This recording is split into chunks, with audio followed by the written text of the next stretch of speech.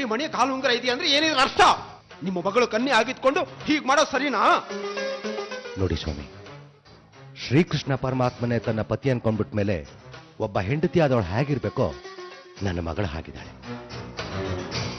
ಇದು ಅವಳ ವೈಯಕ್ತಿಕ ನಂಬಿಕೆ ವಿಷಯ. ಇದನ್ನ ಪ್ರಶ್ನೆ ಹಕ್ಕು ನನಗಲ್ಲ, ಇಲ್ಲಿರೋ ಯಾರಿಗೂ ಇಲ್ಲ ಸ್ವಾಮಿ. ಯಾಕೆ ಮಾಡಬಾರ್ದು? ಜಾತಿ ಗೀತಿ ಒಂದು ಇಲ್ಲ. ಅವಳು ಕೃಷ್ಣ ಹೆಂಡತಿ ಅಂತ ಅವಳು ಒಪ್ಕೊಂಡ್ಬಿಟ್ರೆ ನಾವು ನಂಬಿಡ್ಬೇಕಾ? ಅವಳನ್ನ ನಾನು ಸಾಕಿ ಬೆಳೆಸಿದ್ದೀನಿ ಅಂದ ಮೇಲೆ ಅವಳು ನನ್ನ ಜಾತಿಗೆ ಸೇರಿದವಳು ಸ್ವಾಮಿ. ನಾವು ಒಪ್ಪಲ್ಲ. ಅವಳನ್ನ ನಿತ್ಯ ಸುಮಂಗ್ಲಿ ಆಗಿರೋಗ್ಬಿಟ್ರೆ ಊರ್ ಜನ ಹೆಣ್ಮಕ್ಳು ಹಾಳಾಗ್ತಾರೆ. ನೀವು ದೇವಸ್ಥಾನದ ಪೂಜೆನೂ ಬಿಡ್ಬೇಕಾಗುತ್ತೆ. ಊರಿಂದ ಜನ ನಿಮ್ಮನ್ನ ಬಹಿಷ್ಕಾರ ಹಾಕ್ಬೇಕಾಗುತ್ತೆ.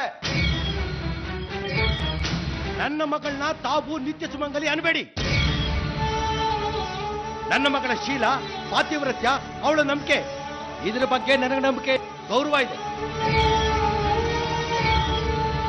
ಅಂಥ ಪರಿಸ್ಥಿತಿ ಈ ಊರು ಬಿಟ್ಟು ಹೋಗೋದಕ್ಕೂ ನಾನು ಸಿದ್ಧವಾಗಿದ್ದೀನಿ. ಆದ್ರೆ ಯಾವುದೇ ಕಾರಣಕ್ಕೂ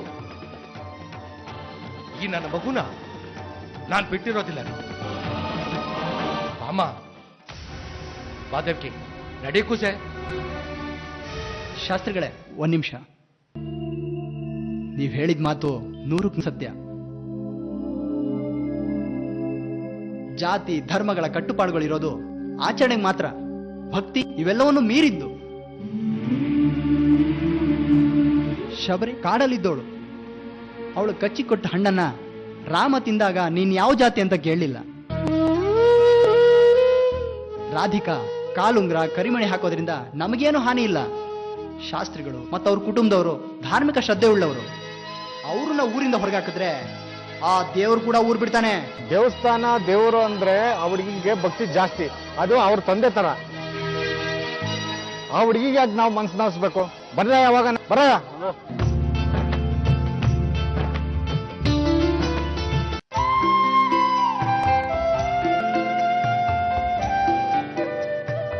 ಶಾಸ್ತ್ರಿಗಳೇ, ತಾವು ತಪ್ಪು ತಿಳ್ಕೊಳ್ಳಲ್ಲ ಅಂದ್ರೆ ಒಂದು ವಿಷಯ ಕೇಳ್ತೀನಿ. ಕೇಳಪ್ಪ. ಈಗಲೂ ರಾಧಿಕಾ ಹೂ ಅಂದ್ರೆ ನಾನು ಮದುವೆ ಆಗೋದಕ್ಕೆ ರೆಡಿ ಇದ್ದೀನಿ. ಆದ್ರೆ ಬಲವಂತ ಮಾಡೋದು ಬೇಡ.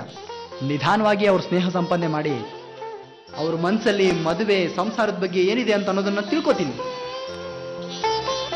ನೀವು ಹೂ ಅಂದ್ರೆ ರಾಧಿಕನ್ನ ಮದುವೆಗೆ ಒಪ್ಸೋ ಜವಾಬ್ದಾರಿ ನಂದು. ಅಷ್ಟು ಮಾಡಿ ಪುಣ್ಯ ಕಟ್ಕೊಳಪ್ಪ. ಆ ದೇವರು ನಿನ್ನ ಚೆನ್ನಾಗಿರ್ಲಿ. ಚೆನ್ನಾಗಿ ಬಿಂದಾಣಿಗಿತ್ತಿ ತೃಪ್ತಿ ಆಯ್ತಾ? ಊರ್ನವ್ರ ಎದುರುಗಡೆ ನಮ್ ಮರ್ಯಾದೆನ ಹರಾಜ್ ಹಾಕ್ಬಿಟ್ಟೇನೆ. ನೀ ಸುಮ್ಮನೆ ಇವಳಿಂದ ನಾವು ನೆಮ್ಮದಿ ನಡೆದಾಡ ಹಾಗೆ ಇಲ್ಲ. ದರಿದ್ರ ಮುಂದೆ ಇದೆ. ನಿನ್ನಿಂದ ಏನಾದ್ರೂ ನನ್ನ ಮಗನ ಪೂಜೆ ಕೆಲಸ ಹೋಯ್ತು ಅಂತ ಅದೇ ನದಿನಲ್ಲಿ ನಿನ್ನ ಮುಳುಗ್ ಹಾಕ್ಬಿಡ್ತೀನಿ. ಹುಷಾರ್. ಅಷ್ಟೇ ಕೆಟ್ಟಿಡ್ದಾಗೆಲ್ಲ ಮಾತಾಡ್ಬೇಡಿ. ಇವಳು ಮಾಡ್ಬಾರ್ತ ಏನೋ ಮಾಡಿಲ್ಲ ಬಿಡಿ. ನಿನ್ನ ಹತ್ರ ವಾದ ಮಾಡ್ಬೇಡ ದೇವ್ಕಿ. ಇವಳು ಕರಿಮಣಿ ಸರ ಕಾಲುಂಗ್ರ ತೆಗಿಯೋ ತನಕ ನಾನು ಮಾತಾಡಲ್ಲ. ನಾನು ಈ ಕ್ಷಣದಿಂದ ಮೌನವ ಸ್ವೀಕರಿಸ್ತೀನಿ. ಹಲೋ ಹಲೋ, ನಾನ್ ರಾಧಿಕಾ.